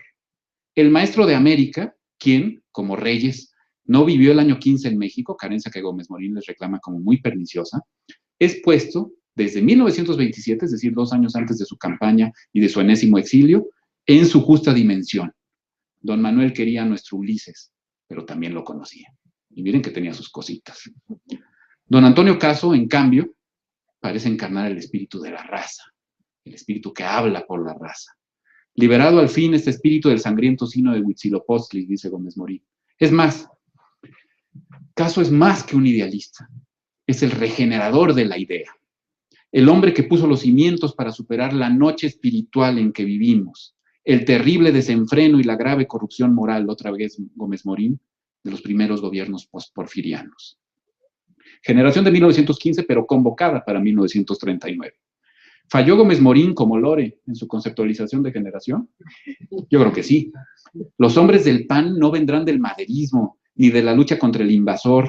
En 1914, por cierto, Gómez Morín escribe un poema muy malito, muy de juventud, contra los invasores en 1914, es prácticamente un niño, todavía no entra a la Escuela Nacional de Jurisprudencia, y ahí llama con toda claridad a conciliar todos los intereses, maderismos, huertismos, porfirianismos, felicismos, etcétera, en contra de los asesinos de Virgilio Uribe. Bueno, de la lucha contra el invasor de 1914, tampoco vienen sus amigos en 39 de la reconstrucción callista. Serán 10 años menores al maestro. Quizá una generación, Ortega y Gasset decía que las generaciones se daban cada 15 años. Lo habrán tenido como rector, habrá firmado su título profesional. Vendrán de la guerra cristera, del conflicto religioso, nunca mejor dicho, que abrió de un tajo las entrañas de México. Todo aquello se refiere al juicio definitivo, sucederá antes de que pase esta generación, dijo Cristo a sus discípulos, Marcos, capítulo 13, muy lorenianamente, ¿no? Han pasado 2 milenios, 2 milenios. ¿Será que, como pretende Gómez Morín para los mexicanos del primer 900, los cristianos conforman una sola generación multisecular? ¿Será que más allá de los años y las distancias, lo que cuenta es el mismo impulso inefable, la consanguinidad espiritual que se manifiesta, lo mismo en las semejanzas que en las diferencias? ¿Existirá ese aire de familia que quiere ver Gómez Morín entre sus compañeros? Entre todos aquellos que creen ver que tanto dolor no será inútil. Bueno, en todo caso, quienes seguirán a Gómez Morín no serán Pani ni Vito Alessio Robles, sino Herrera y Lazo y el hermano de aquel, Miguel Alessio. No Marte R. Gómez, sino Efraín González Luna. No Adolfo López Mateos ni Gonzalo Robles, sino Rafael Preciado Hernández e Ignacio Limón Maurer, discípulo, por cierto, de Manuel Toussaint en su despacho de arquitectos. No Lombardo ni Castro Leal, sino Manuel Ulloa y Luis Calderón Beja. Vino a los suyos y lo recibieron los otros. La generación no era la del 15, ni la del 27, ni la del año 30. Es la del 33, es la de la autonomía universitaria. Y es, sobre todo en el afán técnico y generoso, la de 1939. En esto, como en casi todo, Alonso Lujambio tenía razón. El PAN será reunión, no siempre tersa, de miembros de la Unión Nacional de Estudiantes Católicos y de miembros de la Asociación Católica de la Juventud Mexicana. No de maderistas, algunos había, pero muy pocos. No de renovadores, ni mucho menos de aguaprietistas, convencionistas y constitucionalistas. Hasta ahí no llegó la conciliación que exigía 1915, el ensayo frustrado, primera frustración. Frustrado, pues quiso darle sentido reconstructor a una revolución a la vez fecunda y destructiva, que es tanto como decir que quiso darle concordia a unos revolucionarios que no querían ser conciliados. Viejas voces reencendidas, como recordaba hace lustros Raúl González Esmal. Esta lectura ha reencendido en mí una convicción de juventud. Manuel Gómez Morín no llama a la reacción, sino a la auténtica revolución civilizadora. No hay en él conformismo alguno ante determinismos de la naturaleza o de la cultura. Un arreglo institucional técnicamente adecuado, businesslike, dice en una carta Gómez Morín, pero también aterrizado a las circunstancias peculiarísimas de esto que Carlos Fuentes llamaría el extremo occidente. Con su nacionalismo de alfarería, otra vez Gómez Morín, que se precia de cacharros porque no puede presentar instituciones, o porque sus instituciones son impresentables, diría yo. Hará, por fin, el correcto arreglo institucional, que las estructuras cambien. Gómez Morín, 1926, Chrysler, 1965, González Morfín, 1969. En esto parece estar muy cerca del presidente Calles. Sabemos lo que lo alejó de él. Pero es curioso cómo en 1915 el discurso es de instituciones y no de procesos democráticos. Los procesos democráticos encontrarán su aterrizaje en 1939. Se dice fácil, pero las derechas no eran en absoluto democráticas en 1939. La labor civilizadora de González Luna y de Gómez Morín está todavía por valorarse en torno a esta impresionante, no tiene otro término, reivindicación de una democracia en la que prácticamente nadie creía cuando el corredor de Danzig y cuando cayó la línea Maginot. Nada hay de conservador, como ha escrito recientemente Juan Pardinas, y sí mucho de liberal, tiene toda la razón Carlos, en creer que las conductas y los imaginarios varían en razón de incentivos y acomodos correcta o erróneamente establecidos. No somos malos, malos, malos, ni buenos, buenos, buenos. Todo depende del incentivo que nos pongan. El joven Gómez Morín que proclama el fracaso cabal del porfirismo en la política, en la economía y en el pensamiento, habría que recordarle a los nostálgicos de don Porfirio, no hay pocos en Acción Nacional actual, es el cuarentón liberal que en 1939 sueña como la esfinge, con ideales alas aerodinámicas, pero en aleación con realistas pies de plomo, alas y plomo, recordabas, Norberto. Con la técnica de eliminación del dolor ajeno, del dolor que causan las instituciones mal dispuestas, mal colocadas, y el empirismo audaz y cínico que denunció González Luna. Ese empirismo que corrompe hasta la miseria y la abyección los cuerpos de los otros, a la vez que entrega el alma propia a las peores putrefacciones imaginables. Gómez Morín, lejos de complacencias y resignaciones, exige a sus compatriotas y nos exige a nosotros. No pensemos que somos mejores que otros, ni consintamos en parecer peores. Solo podemos estar destinados a ser diferentes, no hacernos ilusiones paradisíacas, ni permitir que se prediquen seguros desastres. Como en Kierkegaard, la hora de la angustia es la hora de la existencia. De la conciencia de la existencia, por mejor decir. México existe, proclama nuestro autor. Don Manuel no pretende realizar con su opúsculo un diagnóstico generacional preciso, y menos respecto de una generación a la que llama generación eje. A lo más, llama a la comprensión y al trabajo, como hizo el cura Morelos, sacrificado 10 décadas antes, en otro año 15, sombrío, violento y creador. Decía Morelos en Los Sentimientos de la Nación que las leyes del Congreso, como que son buenas leyes o deben ser buenas leyes y por lo tanto superiores a todo hombre, deben ser tales que obliguen a constancia y patriotismo. Gómez Morín, van la letra. Ha vuelto la hora, nos quiere decir un Gómez Morín, que se va haciendo viejo sin componer el mundo, como le escribía a su amigo Miguel Palacios Macedo, a los 29 añitos. Me voy haciendo viejo, nos vamos haciendo viejos y no hemos compuesto el mundo. Tenía razón. Los siguientes 10 años, 10 años de México, hay que pagar colegiaturas, un chorro de colegiaturas, en el caso del maestro Gómez Morín, hay que pagar impuestos, hay que trabajar. Y a la hora de la hora ya tienes 42 años, ¿no? Y decía Alonso, y por vivir con tanta prisa, me olvidé de vivir, ¿no? Como le escribía a su amigo Miguel Palacios Macedo, entonces a los 29 años se acababa el tiempo. ¿Qué tiempo? Ve Gómez Morín. El tiempo de los sentimientos de la nación. El tiempo del entierro técnico y definitivo, generoso y ordenado de los resentimientos de la patria mexicana. Por su atención, muchas gracias.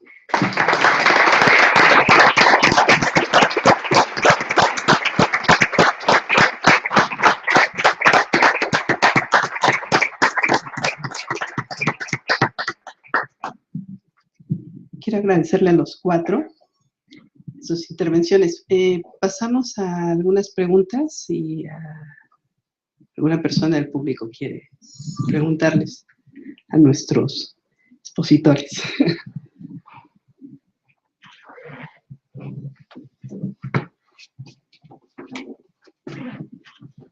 Anímense. O entre nuestros amigos o generación.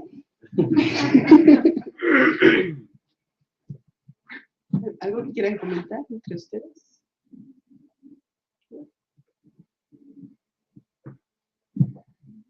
Bueno, entonces pues damos por terminada esta intervención. Les agradecemos muchísimo que hayan venido y por supuesto a nuestros ponentes por espléndidos trabajos. Gracias.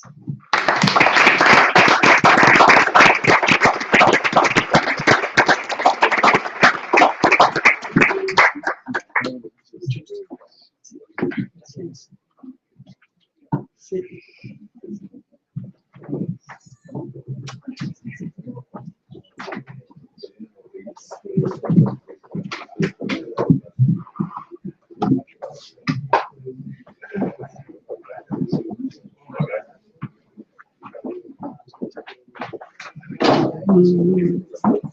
No.